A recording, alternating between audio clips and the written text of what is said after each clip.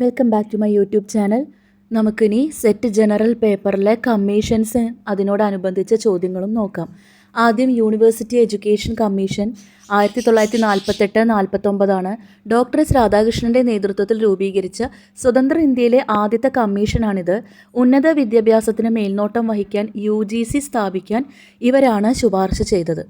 ഇനി secondary education commission 1952 മുതൽ 53 വരെ ഉള്ള കാലയളവിലാണ് ഡോക്ടർ AL മുതലിയാരുടെ നേതൃത്വത്തിൽ രൂപീകരിച്ചു.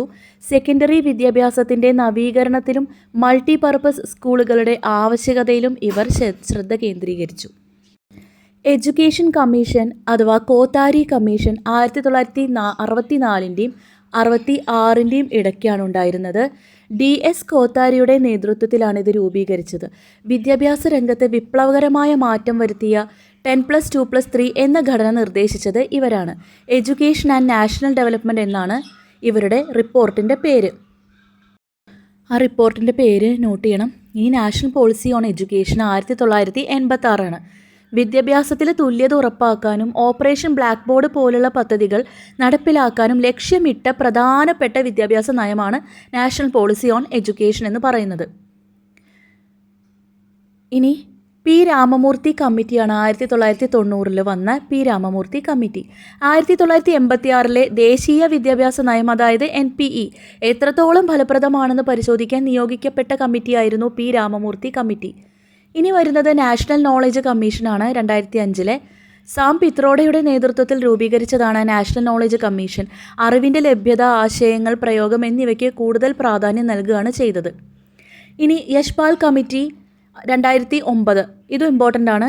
ഉന്നത വിദ്യാഭ്യാസ മേഖലയിലെ പഠനഭാരം കുറയ്ക്കുന്നതിനും റെഗുലേറ്ററി സംവിധാനങ്ങളെ ഏകീകരിക്കുന്നതിനുമായി HERA പ്രൊഫസർ യശ്പാൽ നേതൃത്വം നൽകിയ കമ്മിറ്റിയാണ് യശ്പാൽ കമ്മിറ്റി എന്ന് പറയുന്നത്. നാഷണൽ എഡ്യൂക്കേഷൻ പോളിസി NEP 2020 വളരെ ഇമ്പോർട്ടൻ്റ് ആണ്. Doctor K. കസ്തൂരി രംഗൻ്റെ ആ പേര് നോട്ട് ചെയ്യണം. നേതൃത്വത്തിൽ രൂപീകരിച്ച ഏറ്റവും പുതിയ നയം.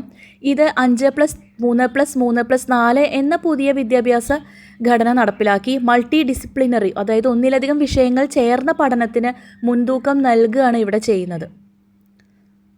നമുക്കിനി ഇതിനോടനുബന്ധിച്ചിട്ട് വരുന്ന ചോദ്യങ്ങൾ ഏതൊക്കെയാണെന്ന് നോക്കാം. ഫസ്റ്റ് ചോദ്യം, which commission recommended the establishment of the university grants commission? ഏതാണ്? രാധാകൃഷ്ണൻ കമ്മീഷൻ. അടുത്ത ചോദ്യം, which pedagogical structure was introduced by the national education policy NEP 2020? ഏത് പെഡഗോഗിക്കൽ സ്ട്രക്ചർ ആയിരുന്നു? 5+3+3+4 ആണ്. What is the title of the report submitted by the Kothari commission? Kothari commission report ചെയ്ത ടൈറ്റിലിൻ്റെ പേര് ഏതായിരുന്നു? വളരെ ഇമ്പോർട്ടൻ്റ് ആണെന്ന് ഞാൻ പറഞ്ഞിരുന്നു. എഡ്യൂക്കേഷൻ ആൻഡ് നാഷണൽ ഡെവലപ്മെൻ്റ് ആണ്. ഓക്കെ, നെക്സ്റ്റ് ചോദ്യം, who was the chairperson of the national knowledge commission 2005? ഇതും ഇമ്പോർട്ടൻ്റ് ആണ്. ആരായിരുന്നു ചെയർപേഴ്സൺ? സാം പിത്രോഡയാണ് അല്ലേ. അടുത്ത ചോദ്യം, which committee recommend learning without burden? ആ പേര് കേട്ടാൽ തന്നെ നമുക്കറിയാം യശ്പാൽ കമ്മിറ്റിയാണ്. Okay, thank you.